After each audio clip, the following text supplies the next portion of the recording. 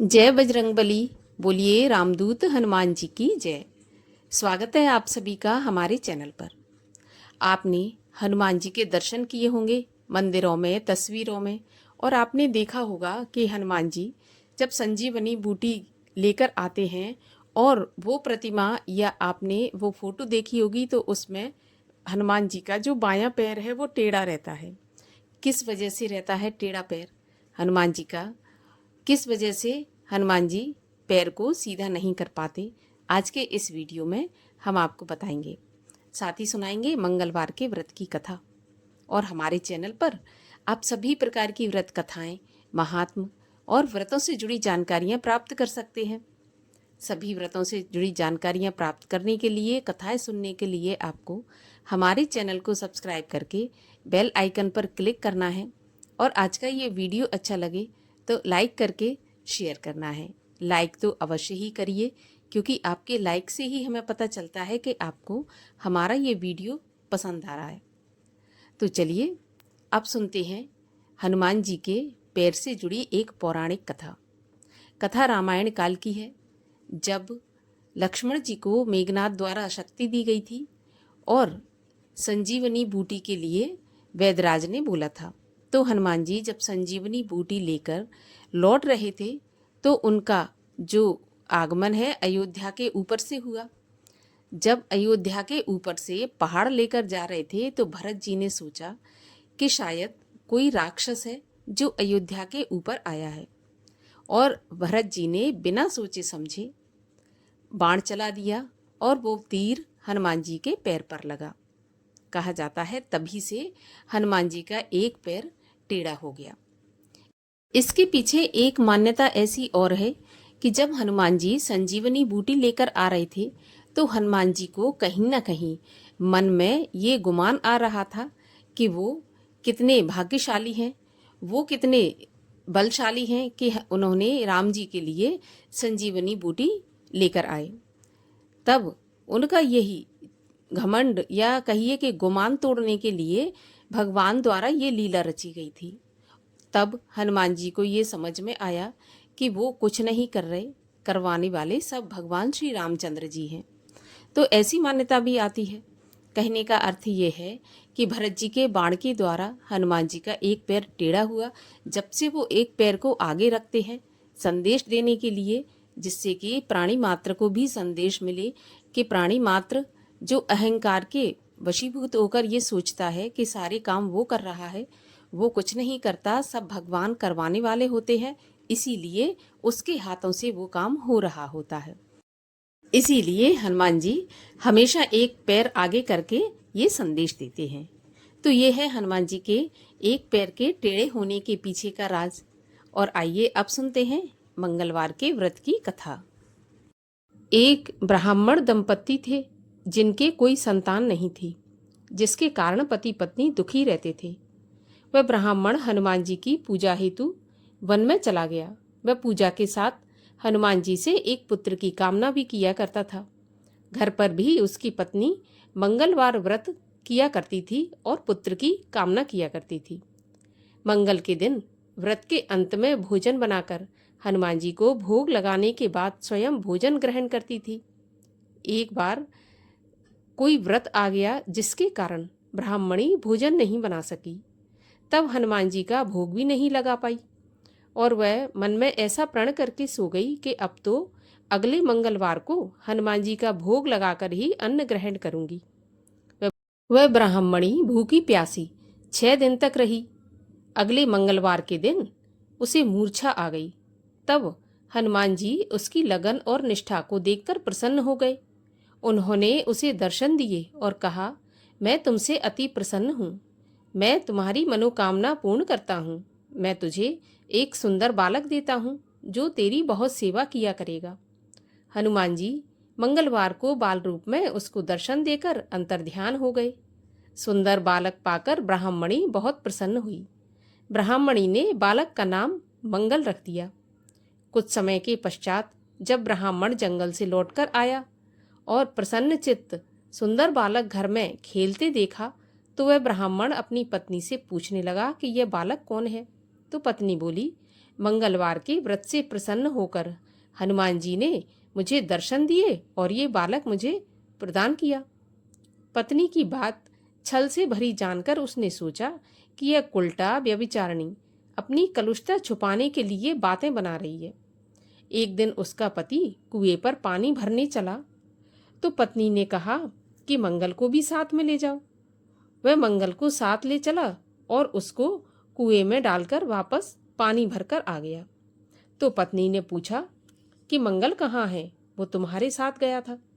तभी मुस्कुराता हुआ मंगल घर के अंदर आ गया। उसको देखकर ब्राह्मण आश्चर्यचकित हो गया। रात्रि में उसके पति से हनुमान जी ने स्वप्न में कहा कि यह बालक मैंने दिया है, तुम अपनी पत्नी को उल्टा मत समझो। पति यह सत्य जानकर बहुत खुश हुआ। फिर पति पत्नी मंगल का व्रत रख के अपना जीवन आनंद पूर्वक व्यतीत करने लगे। जो भी मनुष्य मंगलवार व्रत कथा को पढ़ता है या सुनता है और नियम से व्रत रखता है, उसको हनुमान जी की कृपा से सभी कष्ट दूर होकर सर्व सुख प्राप्त होते हैं। और अब सुनते हैं मंगलवार की एक पौराणिक कथा। एक बुढ़िया थी। वह मंगल देवता को अपना इष्ट देवता मानकर सदैव मंगल का व्रत रखती और मंगल देव का पूजन किया करती थी। उसका एक पुत्र था जो मंगलवार को उत्पन्न हुआ था। इस कारण उसको मंगलिया के नाम से बुलाया करती थी। मंगल देव के दिन ना तो वह घर को लीपती और ना ही पृथ्वी खोदती थी। एक दिन मंगल देवता उसकी श्रद्धा की परीक्षा लेने के लिए उसके घर में साधु का रूप बनाकर आए और द्वार पर आवाज लगाने लगे। बुढ़िया ने कहा, महाराज क्या आज्ञा है? तो साधु कहने लगे कि मुझे बहुत भूख लगी है, भोजन बनाना है। इसके लिए तू थोड़ी सी पृथ्वी लीप दे तो तेरा बहुत पुण्य होगा। यह सुनकर बुढ़िया ने कहा, महाराज आज मंगलवार है और मेरा व्रत है, इसलिए मैं चौका नहीं लगा सकती। कहो तो मैं जल का छिड़काव कर दूं, उस पर आप भोजन बना लेना। साधु महाराज कहने लगे कि मैं गोबर से लिपे चौके पर ही खाना बनाता हूँ। बुढ़िया ने कहा, महाराज पृथ्वी लीपने के सिवाय और कोई सेवा हो तो मैं सब कुछ करने के लिए तैयार हूँ। तब साधु ने कहा कि सोच समझकर उत्तर दो, जो भी मैं कहूँगा वह तुमको करना होगा। बुढ़िया कहने लगी, महाराज पृथ्वी लीपने के अलावा जो भी आज्ञा करेंगे मैं उसका पालन अवश्य करूंगी। बुढ़िया ने ऐसे 3 बार वचन दे दिया। तब साधु कहने लगा कि तू अपने लड़के को बुलाकर उसको औंधा लिटा दे, मैं उसकी पीठ पर भोजन बनाऊंगा। साधु की बात सुनकर बुढ़िया चौंक कर चुपचाप रह गई। तब साधु बोला कि बुला लो लड़के को, अब सोच विचार क्या करती हो, तुमने मुझे वचन दिया है। बुढ़िया मंगलिया मंगलिया कहकर अपने बेटे को पुकारने लगी। थोड़ी देर बाद उसका लड़का अंदर आया तो बुढ़िया ने कहा, बेटा जाओ अंदर, तुम्हें बाबा जी बुला रहे हैं। तो लड़के ने बाबा जी से जाकर पूछा कि क्या आज्ञा है महाराज। बाबा जी ने कहा कि जाओ अपनी माता को भी बुला लाओ। तो माता भी अंदर आ गई। तो साधु ने कहा कि अब तू ही इसको लिटा दे। तो बुढ़िया ने मंगल देव का ध्यान करते हुए लड़के को औंधा लिटा दिया और उसकी पीठ पर अंगीठी रख दी और कहने लगी, महाराज अब जो कुछ भी आपको करना है वो कीजिए, मैं जाकर अपना काम करती हूँ। साधु ने लड़के की पीठ पर रखी हुई अंगीठी में आग जलाई और उस पर भोजन बनाया। जब भोजन बन चुका तो साधु ने बुढ़िया से कहा कि अब अपने लड़के को बुलाओ, वह भी आकर भोग लगा ले। बुढ़िया कहने लगी कि ये महाराज कैसे आश्चर्य की बात है कि उसकी पीठ पर आपने आग जलाई, अब उसी को प्रसाद के लिए बुलाते हैं। क्या यह संभव है कि अब भी आप उसको जीवित समझते हैं? आप कृपा करके उसका ध्यान भी मुझको मत कराइए और भोग लगाकर आप यहाँ से चले जाइए। साधु ने अत्यंत आग्रह किया तो बुढ़िया ने अपने पुत्र को आवाज लगाई और जैसे ही मंगलिया मंगलिया कहकर आवाज लगाई तो उसका पुत्र बाहर से दौड़ता हुआ अंदर आ गया। साधु ने लड़के को प्रसाद दिया और कहा कि माई तेरा व्रत सफल हो गया, तेरे हृदय में दया है और अपने इष्ट देव में अटल श्रद्धा है, इसके कारण तुमको कभी भी कोई भी कष्ट नहीं पहुंचेगा। इस प्रकार हनुमान जी की कृपा से बुढ़िया और उसका बेटा सुखपूर्वक रहने लगे। बोलिए हनुमान जी महाराज की जय। बजरंग बली की जय। और अब सुनते हैं हनुमान जी की आरती। आरती की जय हनुमान लला की, दुष्ट दलन रघुनाथ कला की। जाके बल से गिरिवर कांपे, रोग दोष जाके निकट न झाके। अंजनी पुत्र महाबलदाई, संतन के प्रभु सदा सहाई। दैबीरा रघुनाथ पठाए, लंका जार सिया सुधिलाए।